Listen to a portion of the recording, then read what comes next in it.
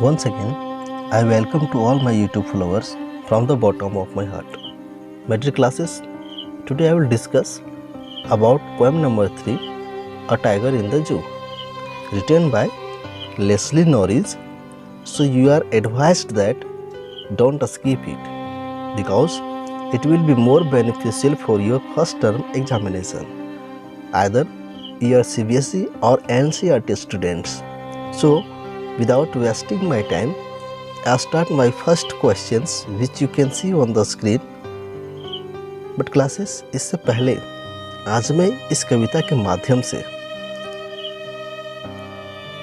एक चिड़ियाघर के शेर और अपने प्राकृतिक घर में रहने वाले शेर जिसे लाइन बोलते हैं, उसके बारे में अंतर के बारे में बता रहा हूँ। साथ ही साथ इस कविता में पूछे जाने वाले सभी poetic devices like metaphor, assonance, oxymoron, consonance, personification, alliteration, similes जैसे पोएटिक डिवाइसेस को पकड़ने का आसान तरीका बताऊंगा, ताकि आप इसे जब स्टेंजा में पढ़ो तो कोई परेशानी ना हो। अगर कहीं फिर भी परेशानी हो तो आप स्क्रीन पर कोचिंग का मोबाइल नंबर या कोचिंग नेम डाला गया है, आप इसे ऑफलाइन क्लास में ज्वाइन कर सकते हैं और जहां से मैं क्लासेस 9th, 10th, 11th तथा 12th के लिटरेचर्स बुक डिफाइन करता हूं। साथ ही साथ honours English part 1, part 2, part 3, PG English part 1, part 2 ये सभी नोट्स भी प्रोवाइड करते हैं। So needy students, you can join the class और यू मे कॉन्टैक्ट। तो चलते हैं, पहला क्वेश्चन क्या है टाइगर इन द जू में देखते हैं। क्लासेस पहला क्वेश्चन पढ़ने से पहले मैं आपको इन्फॉर्म कर दूं कि मेरे क्वेश्चंस और ऑप्शंस को पढ़ते ही आपका 10 सेकेंड्स स्टार्ट हो जाएंगे। आप 10 सेकेंड्स के अंदर उस क्वेश्चन का आंसर आप ढूंढेंगे, तभी मैं इसका आंसर दूंगा। तो स्टार्ट करते हैं। यहाँ पे क्वेश्चन कह रहा है the poem drowse A contrast between vacant place and vacant place. तो क्वेश्चन कह रहा है कि कविता जो है वो तुलना करती है किसके बीच में, एनिमल्स ह्यूमन बीइंग के बीच में, या तो फिर टाइगर इन अ जू और टाइगर इन फॉरेस्ट के बीच में। ऑप्शन नंबर सी में है टाइगर इन अ जू ह्यूमंस के बीच में, या तो फिर डी ऑप्शन है ह्यूमंस और क्या है ना टाइगर इन अ फॉरेस्ट। तो चलिए देखते हैं, आपका 10 सेकेंड स्टार्ट होता है।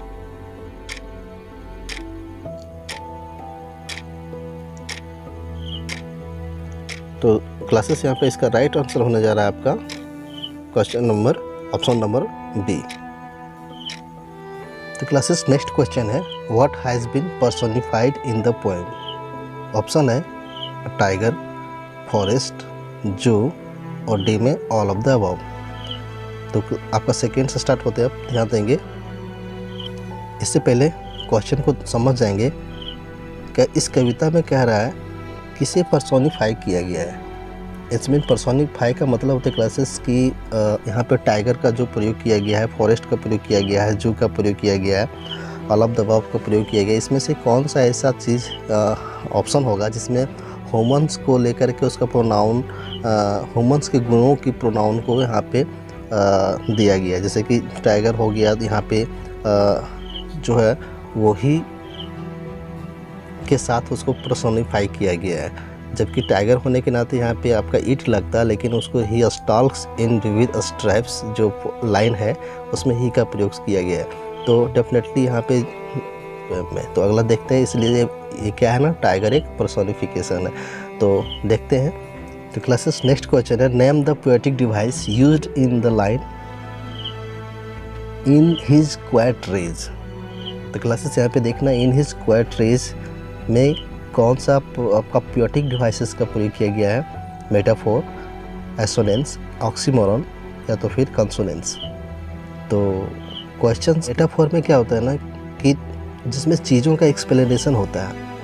और जैसे कि आपका एसोनेंस दिया हुआ है, तो एसोनेंस में कि एसोनेंस होता क्या है। जैसे देखिए, एक ऐसा वॉवेल्स जिसका टोन मिलता जुलता हो, भले वॉवेल्स अलग हो या ना हो या सेम ही हो। जैसे इस लाइन में हम देखेंगे, देख सकते हैं यहाँ पे इन में आई जो है और हिज में आई जो है, दोनों का साउंड, दोनों वॉवेल है, दोनों मिलता जुलता है।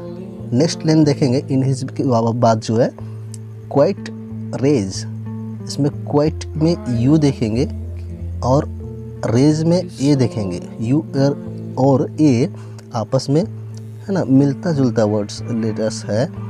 तो इसी प्रकार से ई देखेंगे, फिर ये देखेंगे, मीन्स चारों लेटर्स में देखते हैं इन हिज क्वाइट रेज पे, तो बिल्कुल ई आई जो है और यू और ए दोनों क्या है ना मिलते जुलते वर्ड्स, इसलिए इसको आप पहचाने मेटाफोर है, एसोनेंस है, ऑक्सीमोरॉन है, कॉन्सोनेंस है।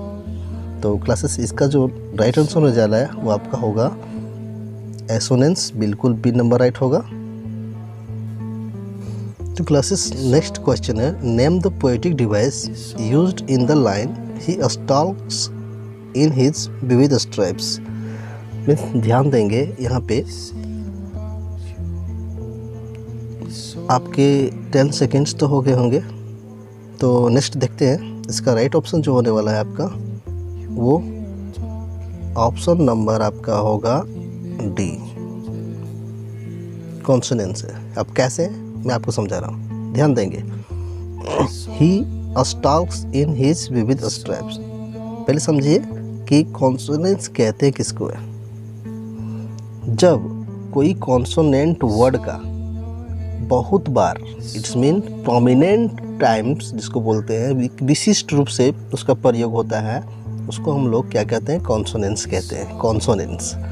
तो यहाँ पे देखेंगे लाइन में जैसा कि दिया गया है, ही स्टॉक्स में एस का प्रयोग हुआ है, फिर इन हिज, ही में फिर ही का रिपीटेशन हुआ है, दोनों की वॉवेल है। भी स्ट्रैप्स में ध्यान दीजिएगा, यहाँ पे एस 2 बार और ही, यहाँ पे देखेंगे ही और यहाँ पे देखेंगे फिर ही, आपका ये वर्ड्स, आपका स्टॉक्स और आपका ये स्ट्रैप्स। अधिक बार कॉन्सोनेंस का यहाँ पे आपको प्रोमिनेंटेड किया गया है, मीन्स ज़्यादा इसकी विशिष्टता दी हुई है इस लाइन में, इसलिए आपका कॉन्सोनेंस होगा। तो नेक्स्ट देखते हैं अगला क्या है। तो जैसे कि स्क्रीन पर देख पा रहे क्लासेस की, name the poetic device used in the line on pads of velvet quit, means ये भी आपको पोएटिक डिवाइस ही बताना है। देखिए, अ टाइगर इन अ जू जो है एक ऐसा पोएम है जिसमें अधिक से अधिक पोएटिक डिवाइसेस का प्रयोग कवि ने किया हुआ है, आपका ये लेस्ली नॉरिज ने। तो अच्छा ऑप्शन है आप लोगों को बहुत सारा चीज़ सीखने का। तो देखते हैं इसका क्या होगा। ऑप्शन में जैसा है मेटाफोर, एसोनेंस, ऑक्सीमोरॉन और कॉन्सोनेंस।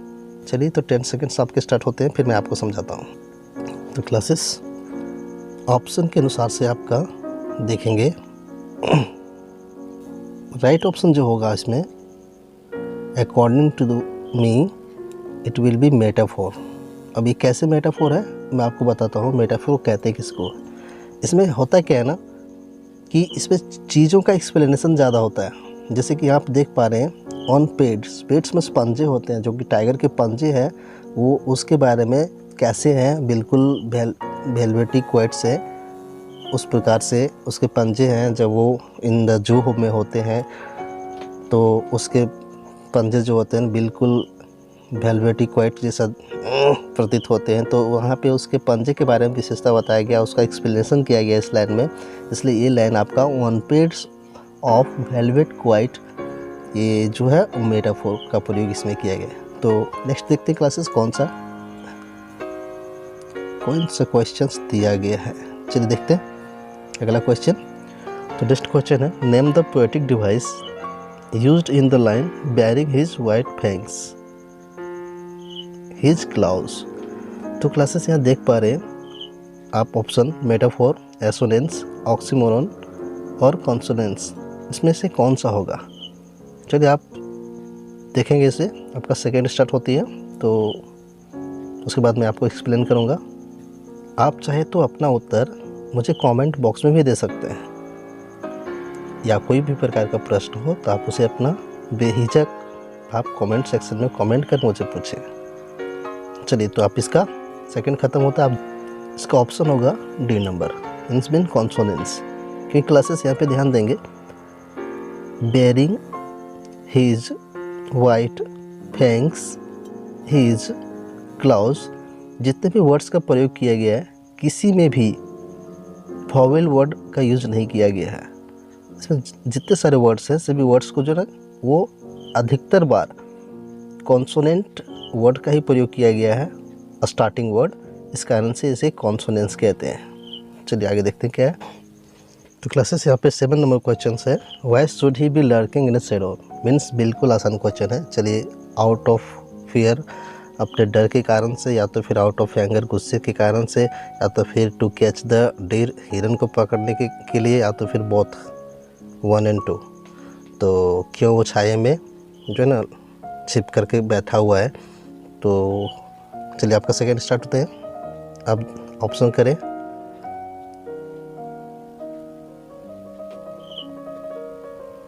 अकॉर्डिंग टू मी आपका ऑप्शन ख़त्म, सॉरी ऑप्शन टाइमिंग ख़त्म आउट हो गया। अब ध्यान दें, होगा टू कैच द डीर मतलब हिरन को पकड़ने के लिए वो है ना छिप करके छाया में लंबे घासों के में छिप करके घात लगाए बैठे हुआ था। तो अगला क्वेश्चन देखते क्लास। तो नेक्स्ट क्वेश्चन है, by ignoring visitors what is the poet trying to say. Means कवि यहाँ पे क्या कहने का प्रयास कर रहा है, बाय इग्नोरिंग विजिटर्स वर्ड से। तो जो हाईलाइटेड किया हुआ आप देख पा रहे होंगे स्क्रीन पर, ऑप्शन यहाँ पे दिया हुआ है आपका। उस ऑप्शन के माध्यम से आप इसे इजीली कर सकते हैं। Tiger knows his power restricted, या तो फिर बी नंबर ऑप्शन है, there is no use of the showing rage, या तो सी नंबर में he is less terrorising because of his cage, या तो फिर ऑल ऑफ द अबव। चलिए आपके सेकेंड स्टार्ट होते हैं, ध्यान देंगे।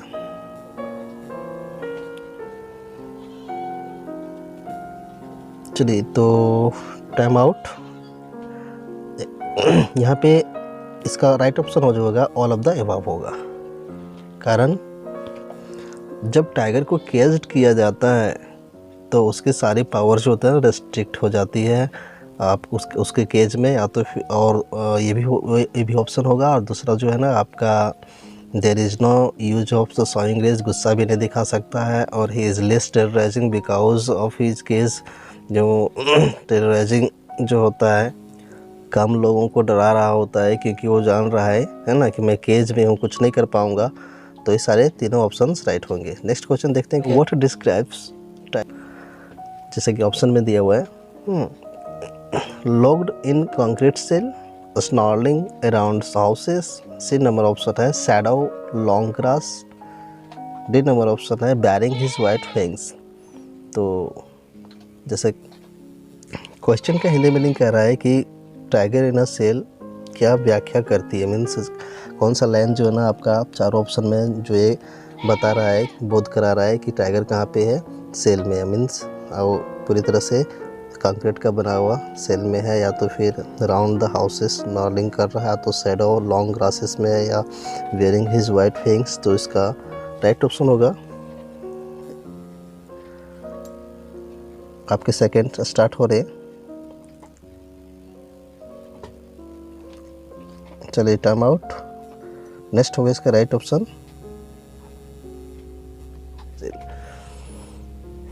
क्लास नेक्स्ट क्वेश्चन है, at what does the tiger look at night.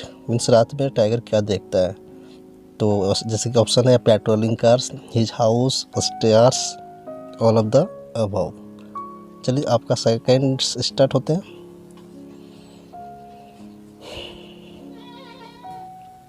तो टाइम आउट। इसका ऑप्शन जो होगा वो होगा स्टार्स, ऑप्शन सी। क्लासेस मैं अब ऑप्शन नहीं देने जा रहा हूँ, आपका ऑप्शन तो मिलेगा ही, बट आपको टाइम जो देते थे 10 सेकेंड्स वो अब नहीं देने जा रहा हूँ। रीज़न तो वीडियोस लंबा हो रहे हैं और क्वेश्चन बहुत इजी है, इधर बहुत ही आसान है। जो आप क्वेश्चन को पढ़ते हैं आप ऑप्शन को सिलेक्ट मार कर लीजिएगा। तो इसलिए बिना टाइम दिए हुए आप वो इसे सॉल्व करने का प्रयास करेंगे। देखिए पहला नेक्स्ट क्वेश्चन है आपका, how do the eyes of the tiger look, means आँखें उसके कैसे दिखती थी। तो अकॉर्डिंग टू द पोएम उसकी आँखें जो थी बिल्कुल आप ब्रिलियंट दिखती थी। नेक्स्ट अगला नेक्स्ट क्वेश्चन है, how does the cage tiger react to visitors, means जो पिंजरे में केज किया गया है वो टाइगर कैसे रिएक्ट करता है घूमने वाले को, जो विजिटर्स होते हैं जो चिड़ियाघर घूमने के लिए आते हैं उन लोगों को कैसे रिएक्ट करता है। तो definitely according to the poem option will be 1 right है ना। ही इग्नोर्स देम, उनको इग्नोर करता है ताकि कुछ भी नहीं कर सकता है वहाँ पे क्योंकि वो केज्ड। तो क्लासेस नेक्स्ट क्वेश्चन है, a tiger is happy when, means tiger जो था वो कब खुश है। तो डेफिनेटली विल्ड एनिमल है, जब वो स्वतंत्र रूप से खुला रहेगा तो ही वो खुश हो सकता है। तो according to the poem it will be option number D, he is free in the forest. Next question है, how are the pets of a tiger, tiger के पंजे जो है पेट्स जिसको बोलते हैं वो कैसे हैं। तो डेफिनेटली ये ऑप्शन आपका ये होगा, वेलवेटी था उसका, वेलवेट टाइप का। तो नेक्स्ट क्वेश्चन देखते हैं क्या है। नेक्स्ट क्वेश्चन है, how does the tiger feel in a cage, means पिंजड़े में टाइगर कैसे महसूस करता है। तो डेफिनेटली कोई खुश तो महसूस नहीं करेगा जब कोई भी जानवर को आप कैद करके रखो तो नेक्स्ट का ऑप्शन होगा डी, एंग्री। नेक्स्ट देखते हैं। तो नेक्स्ट ऑप्शन है आपका, what is brilliant in the poem a tiger in the zoo, means क्या ब्रिलियंट जैसे उसके होते हैं। तो डेफिनेटली इसका आंसर जो होगा आपका बोथ होगा ए एंड बी, क्योंकि उसका ब्रिलियंट जो था नेक्स्ट उसके आइज़ भी थे और स्टार्स भी रात में जो ना काफ़ी ब्रिलियंट चमक रहा था। तो स्टार्स और उसकी आइज़ बिल्कुल एक जैसे ब्रिलियंट दिखते थे। तो नेक्स्ट देखते हैं अगला क्वेश्चन क्या है। तो नेक्स्ट क्वेश्चन है, what is the tigers attitude towards visitors, means घूमने वाले के प्रति इसका एटीट्यूड कैसा होता है टाइगर का। तो डेफिनेटली इसका आंसर जो होगा इग्नोरिंग होगा। नेक्स्ट क्वेश्चन है, where do the tigers hunt the deer, means इस कविता में टाइगर जो है ना डियर को कहाँ हंट्स करता है। तो डेफिनेटली है नियर द वाटर होल होगा। तो डियर स्टूडेंट्स, मैं आपको एक सलाह देना चाह रहा हूँ, जैसे कि आप इसे देखे होंगे वीडियो देख करके आपको इम्पोर्टेंस लगा होगा, तो आप इसे नोट्स जब बनाएंगे तो मैंने यहाँ पे VVI के अनुसार से जहाँ तहाँ से क्वेश्चंस को उठाया, इसलिए मैंने इसे नंबरिंग नहीं कर पाया। तो आप इसे जब राइट करो कॉपी तो अपना नंबरिंग अच्छा से करो। और I hope only that each and everyone you may have understood it easily way. If you may haven't understood, then comment my comment section. I will try to best level to improve those types of the points. Meanwhile, thanking you. See you again by taking next video.